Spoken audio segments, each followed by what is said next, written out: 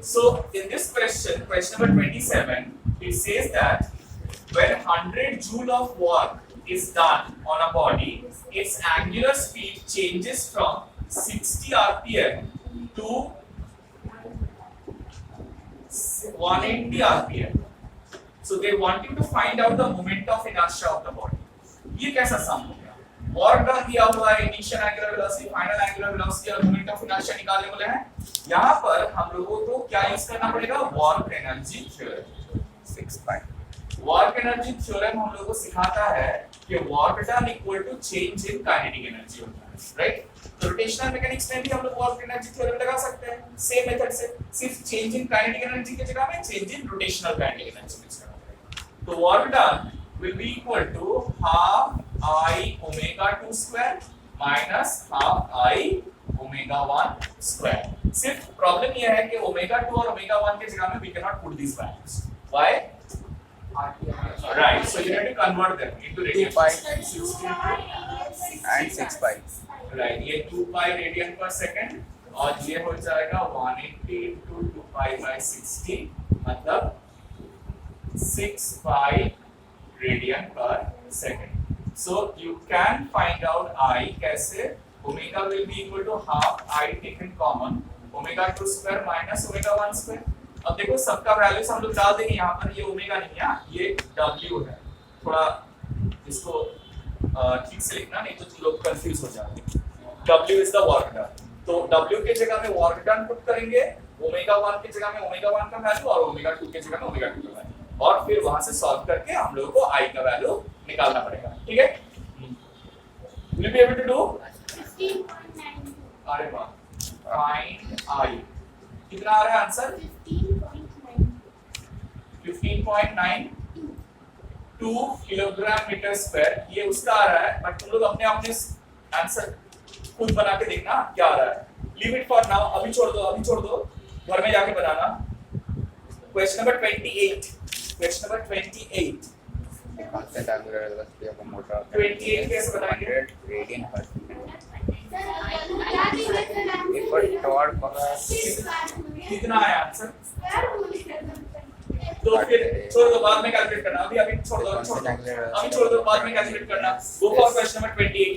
torque this is 28 में applied जाओ, on the wheel, calculate power of the 28 में जाओ जल्दी से और बताओ मुझे क्या करना है। क्वेश्चन नंबर 28 में क्या बोला है? बोला है कि the constant angular velocity of motor engine is 200 radian per second. If a torque of 150 newton meter is applied on the wheel, calculate the power of the engine. तो angular velocity constant है और वो है 200 radian per second। Sir, और angular torque velocity है 150 newton meter। पूछा है torque, sir पूछा है power। फॉर्मूला क्या है power का? multiply कर राइट ना, work done by time तो true, हाँ। but अगर टॉर्क और एंगुलर वेलोसिटी पता है तब कैसे? Tau into omega, power is equal to tau into omega. जैसे F डॉट B होता है, power is force into velocity, वो फोर्स के जगह में टॉर्क और वेलोसिटी के जगह में एंगुलर वेलोसिटी। समझ आया? तो देखो यहाँ पर वैल्यूज दिया हुआ है 150 इनटू 200, तो कितना हो जाएगा? सो 30 किलोवाट।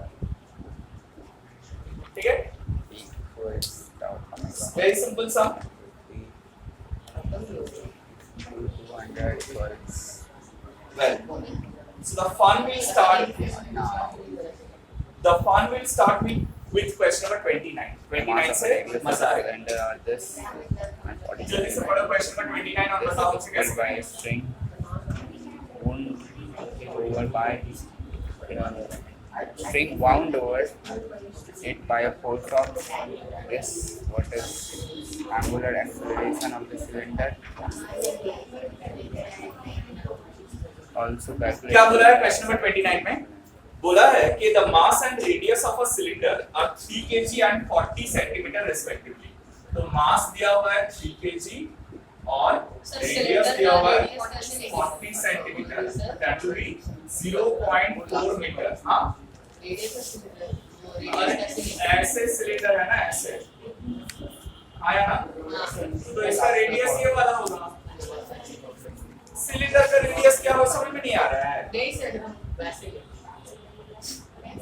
कहा वैसे सर्कल कहां से मिल गया? तो रेडियस ले ले कुछ भी ना, मेरा मन तो है अच्छा चलिए छोड़ो बाद में बोलेंगे। It is pulled bye a string pulled over it by a force of 50 Newton. बोल रहे हैं कि इसके ऊपर एक स्ट्रिंग अटैच्ड है, ठीक है, और वो स्ट्रिंग ऐसे नीचे आ रहा है और उसको पुल कर रहे हैं हम लोग कितना न्यूटन फोर्स से? 50 न्यूटन फोर्स से पुल कर रहे हैं। तो ऑब्वियसली पुल करने से क्या होगा, उसमें वो रोटेट करेगा ना, जैसे कोई भी रील में से जिसमें स्ट्रिंग लगा हुआ होता है उससे एक एंड पे पुल करते हैं तो रील घूमता है ना, तो वही चीज हो रहा है यहाँ पर। समझ आया? अब क्वेश्चन ये है कि हम लोगों को पूछा गया है कि एंगुलर एक्सेलरेशन कितना है, तो बताओ कैसे निकालते हैं एंगुलर एक्सेलरेशन? बहुत सारा जगह में निकाले हम लोग। निकाल दिया हुआ है तुमको? हाँ, टाउ बाय आई। क्या क्या दिया हुआ है? मास रेडियस दिया हुआ है और फोर्स दिया हुआ है। Tau by I. हाँ, tau equal to I alpha use करेंगे, राइट? तो हम लोग को आई चाहिए, टाउ चाहिए। क्या क्या चाहिए? आई टाउ, राइट। तो टाउ कहां से मिलेगा? अब देखो ये टेंजेंट से पुल किया जा रहा है ना, तो ये वाला पॉइंट का जो रेडियस है इससे ये 90 डिग्री में है, तो ये टाउ हो जाएगा simply r into l। Radius कितना है? 0.4 और फोर्स कितना है? 50। तो कितना है? 2 न्यूटन मीटर ना, ये निकला टॉर्क। नहीं समझ आया? अच्छा, और फिर I क्या होगा? I कैसे निकालेंगे? How do you find out I?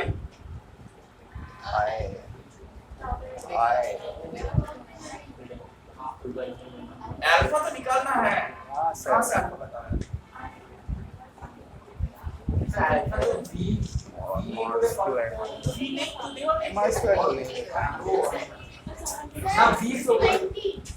I अरे कैसे?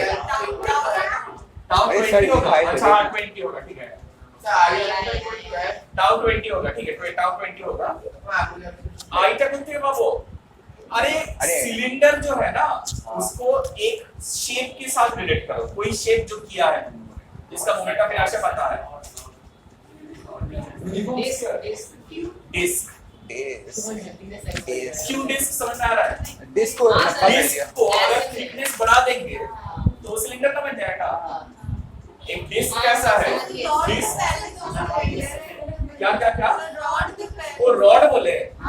लेकिन रॉड जो होता है ना उसको हम लोग जो रोटेशन लिए थे वो रॉड का एक्सिस ऑफ रोटेशन तो हम लोग ऐसे लिए थे ना, लेकिन यहाँ पर तो एक्सिस ऑफ रोटेशन ऐसे है ना, इसके अबाउट में टर्न कर रहा है ना, तो ये रॉड के जैसे तो ले नहीं सकते हम लोग।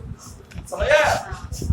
ऑर्गेनिक नहीं, रॉड के लिए हम लोग रोटेशन इसके अबाउट में लिए थे ना, लेकिन यहाँ पर क्या हो रहा है? यहाँ पर डिस्क का जो रोटेशन हम लोग चूज किए थे, ये एक्सिस ऑफ रोटेशन था डिस्क का, तो अभी डिस्क का थिकनेस को हम लोग बड़ा कर देंगे तो बनना जाएगा वो सिलेंडर।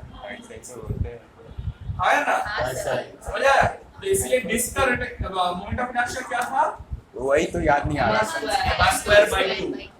समझ आया? सो mr²/2 क्या है? 3 into 0.4 होल स्क्वायर बाय 2।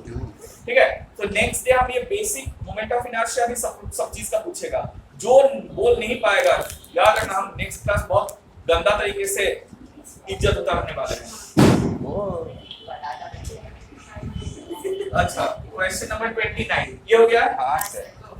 अब अल्फा इज इक्वल टू अच्छा, tau also by calculate the linear acceleration। अच्छा, angular acceleration निकालना है ना, तो tau equal to I alpha means alpha equal to tau by I। So torque यहाँ से निकाले और ये यहाँ से निकाले और वैल्यू कितना आ रहा है? 0.16, 0.08, 3 से 24, 0.24, right? ये आ रहा है ना?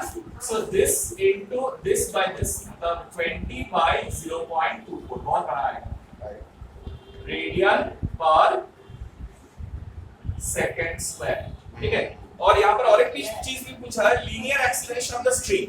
देखो ये जैसे पुल करेंगे उतना ही घूमेगा। हाँ, ये जितना स्पीड में घूमेगा, एंगुलर एक्सीलरेशन जितना प्रोड्यूस होगा, ये स्ट्रिंग का भी प्रोपोर्शनल एंगुलर लीनियर एक्सीलरेशन होगा। रिलेशन क्या है एंगुलर एक्सीलरेशन और लीनियर एक्सीलरेशन में? V equals A is equal to R alpha। R alpha। R कितना है? 0.4 और अल्फा है 20 by 0.24। This much meter per second square। समझ में आया? एक्सेलरेशन है। लीनियर हाँ एक्सीलरेशन। हमको लगा वेलोसिटी है, टाइम नहीं दिया उसके लगने से क्या होगा? पकड़ गुस्सा मारेंगे। नेक्स्ट वाला 30 बनाओ जल्दी से। Sorry to 10 Well, now Right, let's let's look start at the it. next question. Question number 32. 32 में क्या बोला हुआ है? देखो, a cord wound round the circumference of a wheel of diameter 0.3 metre. तो ये wheel है और इसका diameter दिया हुआ है 0.3, ठीक है? अब बोला है कि it is fixed about its center, उसका axis के about में fixed है। The axis of a wheel, a mass of 0.5 kg is attached at the end of a cord and is allowed। तो यहाँ पर एक cord wrapped है और उसका end से एक mass hang कर रहा है जिसका value है 0.5 kg। अब बोल रहे हैं कि it is allowed to fall from rest। इसको हम लोग छोड़ दिया ऐसे। छोड़ देने से ये क्या होगा? नीचे गिरेगा, राइट? तो ये नीचे जब गिर रहा है, हो गया। If the weight falls 1.5 meter in 4 seconds, मतलब इसका displacement है 1.5 meters और टाइम कितना है? स्टार्टिंग फ्रॉम रेस्ट, मतलब इनिशियल वेलोसिटी 0 है। देखो ये लीनियर मोशन कर रहा है, ये एंगुलर मोशन, इसीलिए हम एस टी यू ये सब लिखा, ठीक है? अब पूछ रहे हैं कि what is the angular acceleration of the wheel. तो देखो इसमें से हम linear acceleration of the block निकाल सकते हैं ना, using the formula s = ut + ½ ad²। तो इसका लीनियर एक्सेलरेशन अगर पता चल जाएगा तो हम ये व्हील का एंगुलर एक्सेलरेशन निकाल सकते हैं। कैसे? v a = r alpha. a और r पता है हम लोगों को, तो वहां से क्या मिल जाएगा? अल्फा मिल जाएगा। समझ में आया ना? तो पहले a निकाल लेते हैं, s = ut + ½ ad²। सो s क्या है बताओ? 1.5, u है 0, ये 0 हो जाएगा, ½ * a * 64²। हाँ, तो 1.5 * 2/60 is a। कितना आ रहा है? 1.5 3/16 होगा ना? 3/16 होगा ना? एक्सेलरेशन 3/16 है। अब तो एंगुलर एक्सेलरेशन कैसे मिलेगा? 5/60। किसे? 3/16। हाँ, so therefore एंगुलर एक्सेलरेशन कैसे मिलेगा? Alpha = a/r। देखो a = r अल्फा होता है ना, तो वहां से अल्फा = सो a कितना है? 3/16 और r कितना है? 0.3/2। You understand? ये पूरा 0.3 है ना, तो इसका आधा क्या होगा? 0.3/2 दैट इज 0.15। ये 2 पर चले जाएगा, ये 3 6/16 * 0.3 मतलब 3/10, मतलब ऊपर 10 चला जाएगा। तो ये 2 से मल्टीप्लाई हो जाएगा, तो ये 8 हो जाएगा और ये 5/4 हो जाएगा, मतलब 1.25 रेडियन/सेकंड²। समझ आया? हाँ सर। ये आया acceleration, angular acceleration of the wheel. Also find the moment of inertia of the wheel. कैसे moment of inertia कैसे निकालेंगे हम लोग? क्या होता है? moment of inertia कैसे निकालेंगे? m तो दिया नहीं है, मास तो दिया नहीं हुआ है, डिस्क का मास दिया नहीं हुआ है। ये ब्लॉक टाउ बाई टाउ निकल गया, उसके बाद ये अल्फा नीचे बैठा देंगे, tau equal to I alpha. Tau equal to I alpha. हो गया। मुझे बताओ टाउ कहां से मिलेगा? 0.5 * 10 * 0.3/2। ना जी, ये बहुत बड़ा गलती हो रहा है। क्यों सर? अब देखो, नाउ द प्रॉब्लम कम्स। हम लोगों को आई निकालने बोले हैं, मोमेंट ऑफ इनर्शिया। हम लोगों को लग रहा है कि अल्फा पता है, टॉर्क पता है, tau equal to I alpha कर देंगे आंसर आ जाएगा। लेकिन टॉर्क कहां से मिल जाएगा तुमको? How do you find out torque? Torque कैसे मिलेगा बोलो तो? F क्या है यहाँ पर? कौन फोर्स दे रहा है? बस टेंशन। क्योंकि ये जो डिस्क है इसके साथ तो रोप लगा हुआ है ना, ये तो अटैच नहीं है वहां पर, ये रोप के साथ अटैच है। तो रोप में जो टेंशन एक्ट करेगा वो tension into this radius will give you torque. Now ये बॉडी का एफबीडी बनाएंगे तो इसके ऊपर क्या-क्या फोर्स काम कर रहा है? ग्रेविटेशन mg डाउनवर्ड्स और टेंशन mg - t तो इसमें ये नीचे आ रहा है, तो इसका इक्वेशन क्या बनेगा? mg - t = right. यहाँ पर a हम लोग को पता है और बाकी सारा वैल्यू डाल के t निकालना पड़ेगा। Then tau = r cross t, मतलब r * नहीं भाई t करके टाउ निकालना पड़ेगा। फिर tau equal to I alpha करके आई निकालना पड़ेगा। अबे So alpha equal to I equal to R3 by जी का वैल्यू 10 ले लो। मास दिया, मास जो है ये m जो है ये वाला बॉडी का मास है, डिस्क का मास नहीं है, डिस्क का मास नहीं है। क्या मेरा दिल्ली एक फुट था। समझ आया? Yes, sir. दिखने में बहुत छोटू सा सम था, लेकिन इसमें कंसेप्ट बहुत तगड़ा लगा। न्यूटन लॉज ऑफ मोशन का भी कंसेप्ट लग गया हम लोगों का, और काइनेमेटिक्स का भी कंसेप्ट लग गया। So this is why they called rotational mechanics difficult. Rotational mechanics difficult नहीं है, it tests all your concepts regarding mechanics. Mechanics में तुम जो कांसेप्ट जो पढ़ा है वो टेस्ट करता है, तो इसीलिए तुमको लगता है वो डिफिकल्ट है, लेकिन वो डिफिकल्ट है नहीं। Okay, last sum for today is question number 34। जल्दी से क्वेश्चन नंबर 34 जल्दी से करेंगे। एकदम सेम सम है, जल्दी से बनाओ तो। 4.75 अरे कुछ भी हो, कुछ भी हो। क्वेश्चन नंबर 34 बताओ जल्दी से। अरे यार ये किसका नंबर ही नहीं दिया मैंने, ये कौन सा क्वेश्चन नंबर था? 32 पूरा सम मान गया, क्वेश्चन नंबर ही नहीं। अरे हो जाएगा। जो रिकॉर्डिंग देखेगा उसको तो प्रॉब्लम होगा। क्वेश्चन नंबर 34 जल्दी से कैसे बनाएंगे क्वेश्चन नंबर 34? हाथ से। देखो इट्स द सेम सम। ऐसा एक डिस्क है जो कि यहाँ पर हिंज है। अरे कोई नंबर ही नहीं है, देख सब में कोई नंबर ही नहीं है। यूनिफॉर्म यहाँ से ऐसे ब्लॉक हैंग कर रहा है। देखो एकदम सेम सम है ना, it is exactly the same sum. अब बनाओ जल्दी से, कैसे बनाओगे? डिस्क के लिए रेडियस दिया हुआ है कैपिटल R और मास दिया हुआ है capital M। So moment of inertia of disc क्या होगा बताओ? डिस्क का मोमेंट ऑफ इनर्शिया का फॉर्मूला क्या है? m²/2 right, m²/2। ये मोमेंट ऑफ इनर्शिया बन गया।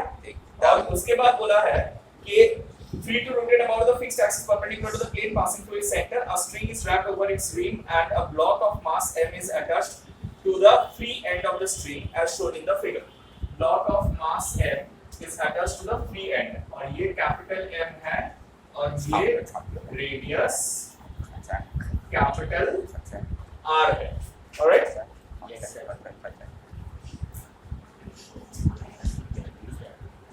the block is released from rest. If string does not slip on the rim, then find the acceleration of the block. मतलब acceleration of the block निकालने बोले, ठीक है? हाँ, block का acceleration कितना होगा वो निकालने बोले, ठीक है? अब कैसे निकालेंगे block का acceleration? यहाँ पर दो equations बनाएंगे, जो वहाँ पर बनाया वैसे ही equations बनाएंगे। पहले for the block क्या equation बनाएंगे बताओ? क्या क्या forces काम कर रहा है?